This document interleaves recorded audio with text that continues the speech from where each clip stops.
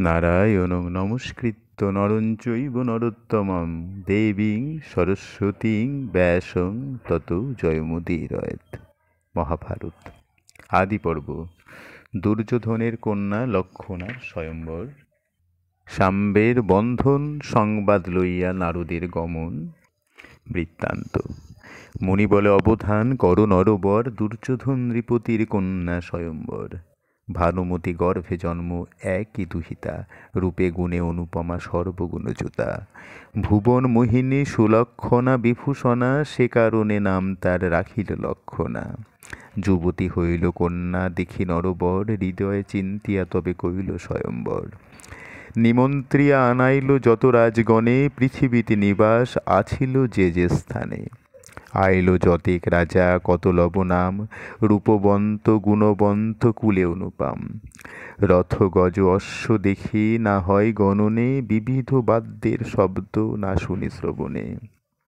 ধ্বজপত্র ছতাকায় ঢাকিল মেদিনী, চরণ ধুলিতে আচ্ছা দিল দিনমণি।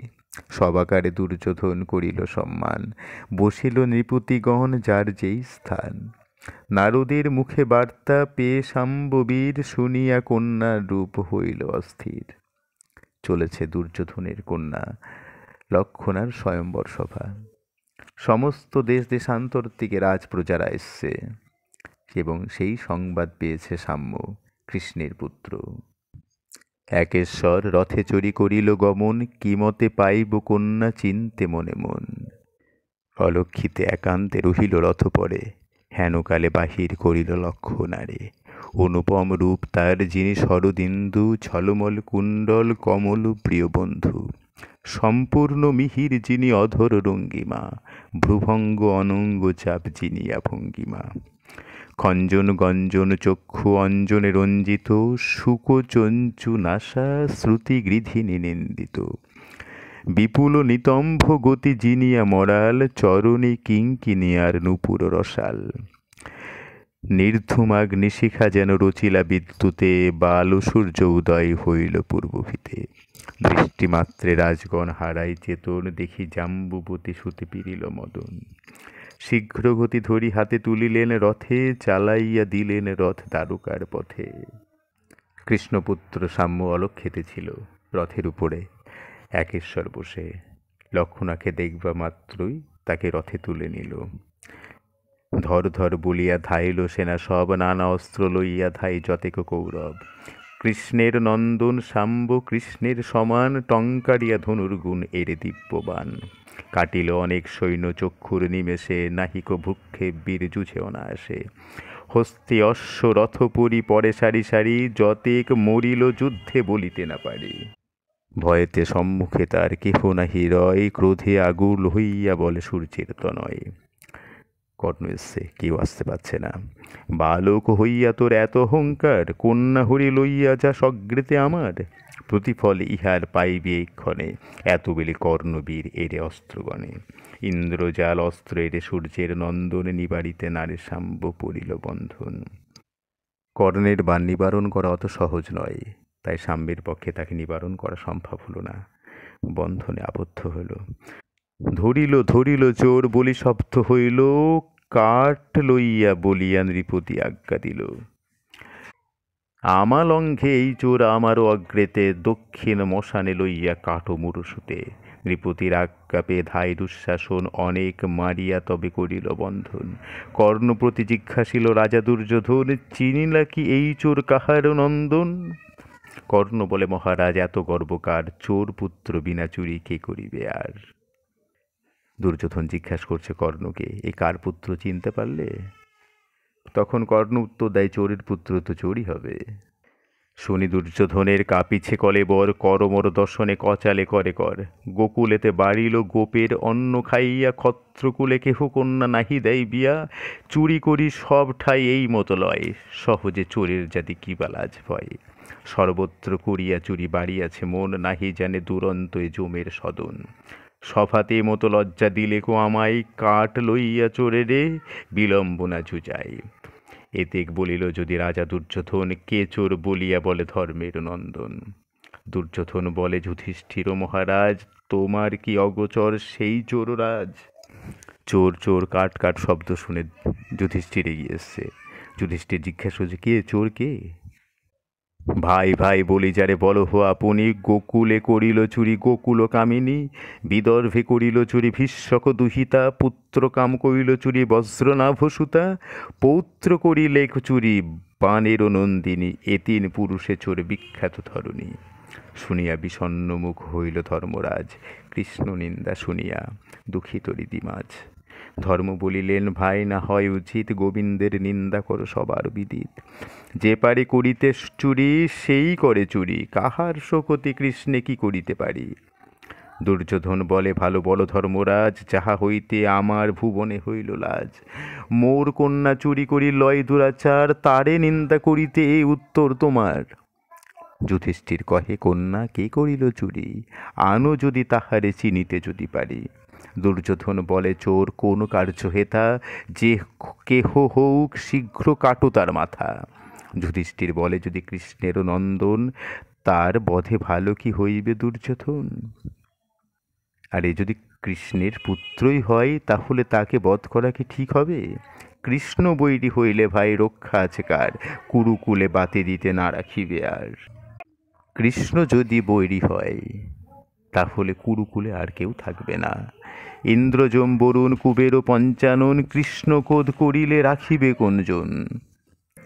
দুর্যোধন বলে, যদি তুমি ডরাইলে, ইন্দ্রপ্রস্থে যাহ প্রাণ লইয়া এই কালে। এখনই শরণ গিয়া লহ কৃষ্ণ ঠাই, মারিব দুষ্টেরে আমি কারে না ডরাই। যাও, যদি তুমি এতই ভয় পেয়ে যাও, তাহলে এখন ইন্দ্রপ্রস্থে চলে যাও। দুর্যোধন বাক্য যে শুনিয়া বৃকদর, পাইয়া জ্যেষ্ঠের আজ্ঞা ধাইল সত্তর। মশানেতে দুঃশাসন ধরি শাম্ব চুলে, কাটিবারে হস্তে বীর খর্গ চর্ম তোলে। বায়ুবেগে বৃকদর উত্তরিল গিয়া, হাত হইতে খর্গ চর্ম লইল কাড়িয়া। তাহারে বালির বলিল, তোর কি মতো বিচার, কাটিবারে আসিয়াছ কৃষ্ণের কুমার। ধর্মরাজ আজ্ঞা করিল লইতে বাহুরি, এত বলে ছিঁড়িল সে বন্ধনের দড়ি। হাতে ধরি কোলে করি লইল সাম্বেরে, সাম্ব দেখে যুধিষ্ঠির কহেন সাদরে, জাম্বুপতি নন্দন হে বৎসলা আমার, চুম্বিয়া নিলেন কোলে ধর্মের কুমার। দেখি ক্রোধে দুর্যোধন কাপে থর থর, দেখে দেখো দেখো বলিয়া বলয়ে সবাকার। দেখো ভীষ্ম দ্রোণ কৃপ আপন বিদিত, নিরন্তর কহ যে পাণ্ডব তব হিত। কুলের কলঙ্ক যে অধম দুরাচার, হেন জনে মারিতে সহায় হইল তার। যুধিষ্ঠির বলে, ভাই দেখো দুর্যোধন, এরূপ এ সভা মধ্যে আছে কোনজন। যদু মহাকুলে জন্ম কৃষ্ণের কুমার, কৃষ্ণ পুত্রে দিব কন্যা কুলেরও আমার। ইহারে না দিয়া কন্যা আর কারে দিবে, বড় পূর্বা হইল কল্যা কলঙ্ক হইবে। কে আর করিবে বিভা পৃথিবী মণ্ডলে, সভাতে দেখিল সাম্বে করিলেন কোলে। দুর্যোধন বলিল, তোমার নাহি দায়, এই মতো গৃহে পাছে রাখিব কন্যায়। মারিব দুষ্টেরে তুমি ছাড়ো শীঘ্র গতি। ভীম বলে, দুর্যোধন হইলে ছন্নমতি, কি দেখি এত গর্ব হইল তোমার, কৃষ্ণপুত্রে মারিবা যে অগ্রেতে আমার। কে আসে আসুক দেখি তাহারও বদন, গদাঘাতে পাঠাইব জমের সদন। এত বলি গদা লইয়া বীর বৃকদর, চক্র চক্রি প্রায় ফিরে মস্তক উপর। ভীমের বচন শুনে দুর্যোধন ক্রোধে, কারি লহ বলি আজ্ঞা দিল সব যোধে। দুর্যোধন অগ্রেতে যতেক সহোদর, হাতে গদা করি সবে থাইল সত্তর। ব্যাঘ্রের সম্মুখে যেতে ছাগে যেন শঙ্কা, দেখি ধাই বৃকদর সদারণ ডঙ্কা। ভীষ্ম দ্রোণ কৃপ কহে, থাকি মধ্যস্থানে, আপনা আপনি তাত দ্বন্দ্ব করো কেনে। বন্দি করি রাখো সাম্যে আমারও গৃহেতে, বুঝিয়া ইহার দণ্ড করিহ পশ্চাতে। দুর্যোধন বলে, তা তো কৃষ্ণের সুত, শ্রুতমাত্র যদুকুলে আসিবে অচ্যুত। ইহারে এক্ষণে যদি প্রাণেতে মারিবে, গোবিন্দ করিলে ক্রোধ অনর্থ হইবে। যুদ্ধ করি গোবিন্দে করিব পরাজয়, তবে তো মারিব এরে ঘরেতে আছয়। যুধিষ্ঠির বলিলেন, ভালো ভালো বলি। দুর্যোধন বলে, দেহ চরণে শিকলেই। পায়ে শিকল পরিয়ে দেওয়া হলো সবার কথা মতন সাম্বের পায়ে। চরণে নিগড় দিয়া নীল গঙ্গা সুত, নিজ নিজ গৃহে সবে যাইল তরিত। সবাই যে যার ঘরে চলে গেল, আর গঙ্গাপুত্র ভীষ্ম সাম্বের পায়ে শিকল দিয়ে নিজের ঘরে নিয়ে গেল। বন্ধনে রহিল সাম্ব কৃষ্ণের নন্দন, বার্তা দিতে চলেন নারদ তপোধন। কহেন গোবিন্দ প্রতি কত কত কথা, শুনহ গোবিন্দ শাম্বপুত্রের বারতা। দুর্যোধন দুহিতার স্বয়ম্বর কালে, স্বয়ম্বর স্থানে তার শাম্ব হরি নিলে। যুদ্ধ করি বন্দিতালে কইল ইন্দ্রজালে, কতেক কহিব দেব যতেক মারিলে। কাটিতে লইয়া গেল দক্ষিণ মশানে, যুধিষ্ঠির রাখিলেন দিয়া ভীমসেনে। অনেক করিল দ্বন্দ্ব তাহার সহিতে, বদ্ধ করি রাখিয়াছে ভৃশ্যের গৃহেতে। নারদ মুনি গিয়ে শ্রীকৃষ্ণকে বললেন সমস্ত কথা। ক্ষুধায় আকুল শাম্ব আর নানা ক্লেশ, অস্ত্রাঘাতে আছে প্রাণ মাত্র অবশেষ। তোমারে যতেক গালি দিল দুর্যোধন, আমি কি কহিব সব করিবা শ্রবণ। শুনি কৃষ্ণ হইলেন ক্রোধেতে অস্থির, সেইক্ষণে যদু সৈন্য হইল বাহির। এত সব বৃত্তান্ত শুনিয়া হলধর, দুর্যোধন হেতু তাপ করেন বিস্তর। ক্রোধে যাইতেছে কৃষ্ণ সাজি সেনাগণে, সব অংশেতে মারিবেন আজি দুর্যোধনে। এত চিন্তি আপনি রেবতীপতি গিয়া, শ্রীপতিরে কহিছেন বিনয় করিয়া। বলরাম ভাবছে তাই তো, শ্রীকৃষ্ণ ক্রোধিত হয়ে গেছে, রেগে সৈন্য নিয়ে যাচ্ছে, আজকে কুরু বংশ ধ্বংস করে দেবে তো। তাই শ্রীকৃষ্ণের কাছে বিনয় করে বলছে, তুমি তথাকারে যাবে কিসেরও কারণ, আমি গিয়া পুত্রবধূ আনিব এখন। ইত্যাদি অনেক বিধ কৃষ্ণের বুঝাইয়া, আপনি গেলেন রামকৃষ্ণের ডাকিয়া। শ্রীকৃষ্ণকে রেখে দিয়ে বলরাম নিজেই গেলেন। হস্তিনানগরে রাম হইয়া উপনীত, দুর্যোধনে দূত পাঠাইলেন তরিত। না বুঝিয়া দুর্যোধন এ কর্ম তোমার, বন্ধ করি রাখো গৃহে কৃষ্ণের কুমার। যে হইল দোষ ক্ষমিলাম সে তোমার, পুত্র বুধিয়া আনি দেহ আমার গোচর।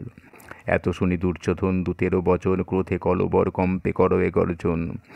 যে বাক্য বলিল আমি গুরু বলি মানি, অন্যজন হইলে সেই দেখিত এখনই। পাঠাইল পুত্রে বলি চুরি কর গিয়া, এবে বলে পুত্রবধূ দেহ পাঠাইয়া। কে বা তার পুত্রবধূ, তারে দেব লইয়া, লজ্জা নাই তেই হেন পাঠাই কহিয়া। যাহ দূত কহ গিয়া এ বাক্য আমার, ভালে ভালে নিজ গৃহে যাহ আপনার। দূত গিয়া কহিল সকল বিবরণ, শুনি ক্রোধে হলধর আরক্ত নয়ন। ক্রোধে হলে মুসল নিলেন তুলি হাতে, লাফ দিয়া রথ হইতে পড়েন ভূমিতে। ক্রোধে থর থর অঙ্গ পদ নাহি চলে, ধরণীতে লাঙল দিলেন সেই স্থলে।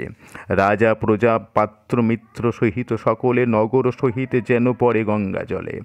হস্তিনা নগর পঞ্চযোজন বিস্তর, রামের লাঙলে উঠে হইয়া বিদর। দেখ কি হাহাকার শব্দ হইল নগরে, ঊর্ধ্বশ্বাসে ঠাই সবে রামের গোচরে। বলরাম চেয়েছে তার পুত্রবধূকে দুর্যোধনের কাছে দূত মারফত, কিন্তু দুর্যোধন সেটা দিতে যখনই অস্বীকার করেছে, ক্রোধিত হয়েছে হলধর এবং তার লাঙলের আঘাতে উপড়ে দিয়েছে হস্তিনানগর। ছুটে এসেছে সমস্ত লোকজন রামের কাছে। ভীষ্ম দ্রোণ কৃপ আর বিদুর সংহতি, শতভাই দুর্যোধন পাণ্ডব প্রভৃতি। করজরে করুণ বচনে করে স্তুতি, রক্ষা কর বলদেব রেবতীর প্রতি। তুমি ব্রহ্মা তুমি বিষ্ণু তুমি মহেশ্বর, অনাদি নিদান তুমি ব্যাপ্ত চরাচর। তুমি ক্রোধ কইলে ভস্ম হইবে সংসার, তব ক্রোধে হইবে হস্তিনা ছারখার।